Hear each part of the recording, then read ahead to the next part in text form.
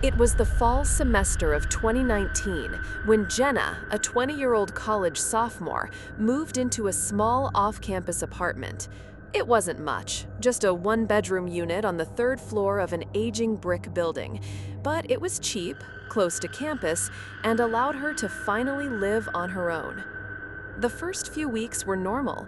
She studied, worked part-time, and came home to her quiet little place at night. But then, she started to notice strange things. At first, it was subtle. Food disappearing from her fridge, half-eaten cereal boxes in her pantry. She thought maybe she was just forgetting things, or maybe even eating more than she realized. But then, clothes would go missing. Shirts she swore she hadn't worn in weeks.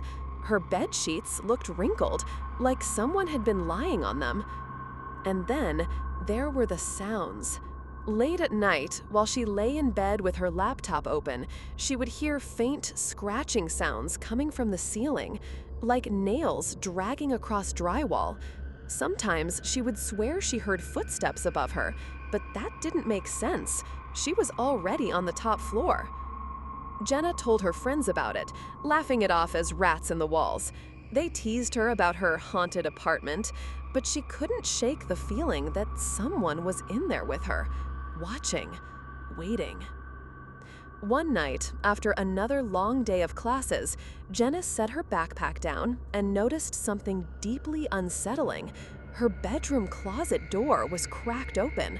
She never left it open. Trying to brush it off, she closed the door and went to bed. But around 3 a.m., she woke up to the sound of faint creaking, like wood shifting under weight. The closet door was cracked open again. Her heart pounded. She stared at the shadowy space between the door and the frame, too afraid to move. But nothing came out. The next morning, she decided to set up her phone as a kind of security camera. She positioned it on her bookshelf, angled toward the closet, and hit record before leaving for class. That night, after coming home, she sat on her bed scrolling through the footage. For the first 2 hours, nothing happened, just an empty, quiet room. But then, at around 12:40 p.m., the closet door began to open, slowly, silently. And then, he emerged. A man, pale, thin, his hair greasy and unkempt. He crawled out of the dark closet on his hands and knees, wearing nothing but a filthy sweatshirt and boxers. Jenna froze as she watched herself leave the frame, oblivious, and this man step into her apartment like he owned it. He went to her fridge, he ate her food, he used her bathroom. At one point, he sat down on her bed, looking around the room, before crawling back into the closet and disappearing into the ceiling vent. Jenna dropped the phone, her stomach turning. The police arrived within the hour. When they pulled open the closet, they found a small vent cover that led into the building's crawl space, and inside, curled up on a pile of old blankets, was the man from the footage. He had been living above Jenna's ceiling for weeks. He had a backpack with him, filled with her missing clothes, food wrappers, and a small pocket knife. When police dragged him out, Jenna could see the look in his eyes, wide, unblinking, with a kind of hunger that made her skin crawl. He had been there all along, listening, watching, waiting. After that night, Jenna never stepped foot in that apartment again. But to this day, she can't shake the image of him crawling out of the shadows, staring at the space where she slept. And she can't help but wonder, how many nights had she drifted off to sleep while he was just above her, silently listening to her breathe? I was 24 when I moved into a small rental house in a quiet suburban neighborhood just outside of town. The rent was cheap, cheaper than most apartments, and the landlord seemed almost too eager to have me sign the lease. The house itself wasn't that. 2 bedrooms, 1 bathroom, a small kitchen and living room. But there was one thing that stood out the first time I toured it: a door. It was in the hallway between the 2 bedrooms. At first, I thought it was just a closet, but when I tried the handle, it didn't budge. "Storage," the landlord said quickly. His voice was sharp, defensive. "Just an old utility closet. Nothing you need to worry about. It stays locked." That alone should have been a red flag, but I shrugged it off. Cheap rent will make you ignore a lot of things. The first few weeks in the house were quiet. I worked evenings, so I usually came home around midnight. At first, it was normal, but little things started to feel wrong. Food would disappear from the fridge. Not whole meals, just small things. A slice of bread, a carton of milk slightly emptier than I remembered. I chalked it up to stress or just not paying attention. But then came the noises. At night, lying in bed, I'd hear faint thumps coming from the walls. Not the kind of creaks a house makes when it settles, heavier, deliberate. Sometimes almost like footsteps. One night, half asleep, I swore I heard whispering, low, hushed voices from inside the walls. The locked door became an obsession. Every time I passed it in the hallway, I felt it, a weight, like someone was standing on the other side, listening. I tried asking the landlord again, "Hey, what's behind that door, really?" He avoided my eyes. "I told you, storage. It's sealed. Don't worry about it." That night, I pressed my ear to the wood. My blood ran cold because I heard breathing, slow, steady breathing. Things escalated quickly after that. I'd wake up to find cabinet doors open, my TV turned on by itself at 3 a.m.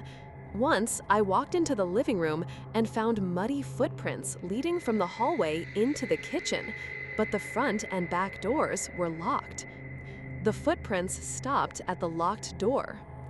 One night, I set up my phone in the hallway, camera facing the door, recording while I slept. When I checked the footage the next morning, my stomach dropped. Around 2:47 a.m., the doorknob rattled. Slowly, almost testing it. Then, the door opened. Just a crack. From the pitch-black gap, a pale hand reached out. Long fingers, dirty nails. It gripped the frame, pulling the door open wider before vanishing back inside. The door shut on its own. I almost threw up. I called the landlord immediately, screaming into the phone that I wanted out of the lease. He sighed, almost like he'd been waiting for this. "Listen, I'll let you break the lease. No penalties. Just don't ask questions, pack your things, and leave." He hung up before I could respond, but I wasn't leaving without answers. That evening, I borrowed a crowbar from a coworker. Heart pounding, I jammed it into the frame and pried the locked door open. The smell hit me first, damp, rotten, like mold and sweat. Inside was a narrow stairwell leading down into darkness. My phone light barely cut through the shadows as I crept down. The walls were damp, covered in scratches. At the bottom was a small concrete room. There were blankets, filthy clothes, empty food wrappers, and a mattress. Someone had been living down there for a long time. But what froze me in place was the far wall. It wasn't solid. There was a hole broken open into the space behind the walls of the house. A crawl space network, tunnels running behind the walls and under the floors. And carved into the concrete, smeared in what looked like dirt or dried blood, was a single word: stay. I bolted upstairs, slammed the door shut, and left everything behind. I called the cops, of course. They searched the house, but the crawl spaces were empty. Whoever had been there was gone. But the police officer gave me a look I'll never forget. "You're not the first tenant to complain about that house," he said quietly. "We've had reports before, always the same. Locked door, missing food, strange noises." The landlord was never charged. He claimed he didn't know. I moved out that night and never looked back. To this day, I wonder how many nights I slept in that house with someone crawling through the walls, watching me. And I wonder where they went when the police came. Because deep down, I don't think they left. I think they're still there, waiting. You've probably heard of roommates who refuse to move out. But what if I told you, sometimes they never really leave at all? This story comes from a woman named Rebecca, who rented a 2-bedroom apartment in a quiet part of Portland, Oregon. The rent was suspiciously cheap, but she brushed it off as a stroke of luck. She moved in with just a few boxes, her laptop, and some thrifted furniture. Everything seemed perfectly normal for the first couple of weeks. But then, odd things started happening. Rebecca began to notice that food in her fridge was going missing. Not whole meals, just small things. A couple of eggs here, a slice of cheese there, or sometimes just a single can of soda. At first, she thought she was being forgetful. But then, one night, she came home from work and noticed that her bedroom door, which she always left open, was closed. Her stomach sank. She slowly opened the door, expecting to find an intruder, but the room was empty. Or at least it looked that way. That night, she couldn't shake the unease. So she set up a small webcam in the corner of her living room, angled toward the kitchen, just to ease her paranoia.